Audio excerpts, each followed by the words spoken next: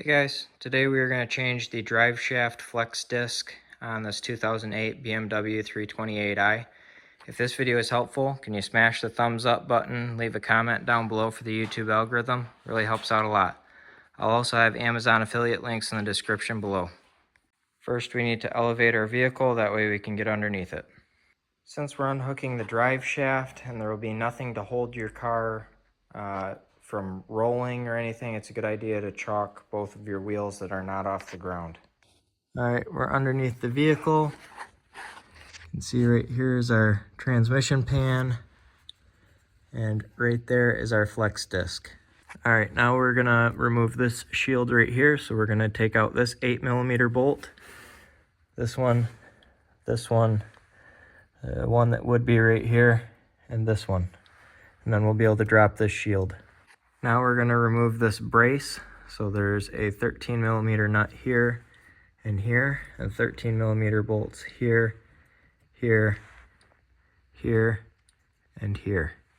You're gonna wanna put a jack underneath the transmission pan here with just a slight bit of pressure.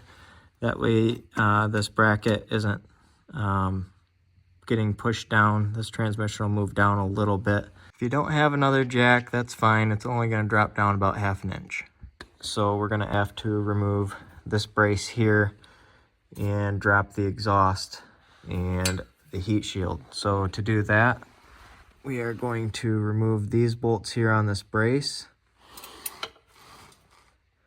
all of those, and drop this brace. Those are a T50 torque. We got our brace down, so now we're gonna take out our heat shield. So we're gonna take out this 10mm nut and this one, and then remove this 8mm bolt right here. There's also probably a 10mm that should be right here. Mine's missing. Now we need to drop the exhaust. And if your bolts look anything like mine here in Michigan, they are rusty crusty, and I don't want a chance breaking them. So if you want to, and yours look nice, remove the 4 bolts holding the exhaust together right there, and you should be able to kind of lower this down enough to where you can get the heat shield out. I'm going to go to this end and unhook all of the rubber hangers and try to lower it this way and take the heat shield out this way. Okay, we've got 3 hangers back here. There's one right there, there's one right there, and there's one right there that I've already pried loose. Easiest way I found to get these off, because they can be kind of a pain, is I get something to pry with. So I've got a chisel inside a pry like this. You just get in here and then start prying, and just put a bunch of leverage on there, and that'll pop right out of there. Okay, we've got our exhaust hanging down a little bit. It's kind of resting on a part of the bumper back there, so it's not too crazy. We're going to remove this heat shield right here, which is 10mm bolt right there, and a 10mm bolt that is right there, and a 10mm nut right there. Now you can slide your heat shield back, tip it a little bit, and pull it out. Then we're able to pull the other heat shield that was here, push it back, and push it out. I had to bend it to get it around there a little bit, but it fits. All right, now we're gonna unhook our carrier bearing, which is that bolt right there, and that bolt right there. Those bolts are 13mm. All right, now you need to start the vehicle and then shift into neutral. And then we're gonna shut the car off. All right, now we need to draw a white line on our drive shaft across the guibo or flex disc, whatever you want to call this thing, so that we'll know the correct position to put it back in so that it's still balanced well. With a little bit of careful placement, I'm able to avoid removing this bracket here, but if you want to take that off, it is this bolt, and then a bolt up behind here on both sides, this side and on the other side, and you'd be able to remove this bracket.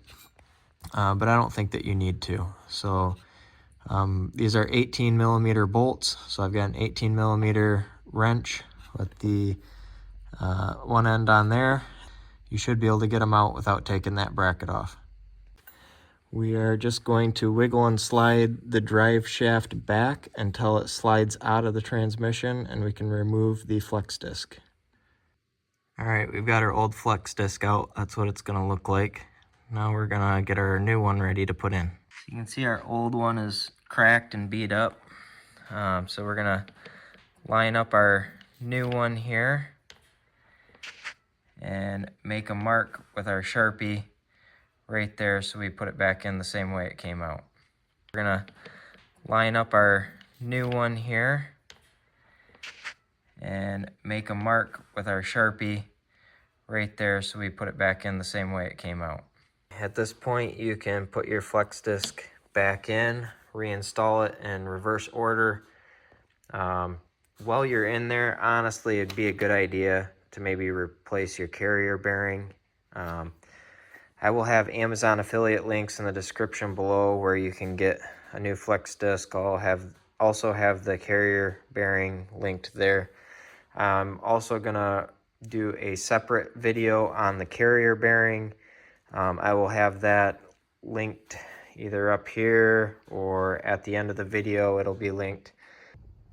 As I'm putting stuff back together, I like to use a little anti-seize. You never know if you might be taking it back apart again soon. You don't need a ton. I just get a little dab on the end of the bolt right there, and as you turn it in, it'll spread around. When you're reassembling, if you have a big gap right here between your flex disc and your transmission, all you really need to do is just tap on your drive shaft here, and you'll push it forward. There is a slip yoke right here, and so it'll slide forward. At this point, it's just reassembling everything that you took apart, putting your heat shields back in, reinstalling the exhaust and such.